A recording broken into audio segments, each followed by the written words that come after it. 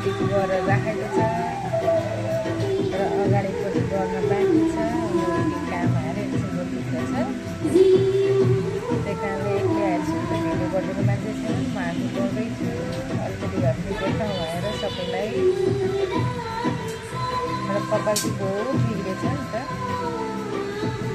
र स्टेप गर्नुभन्दा गर्नुपर्छ।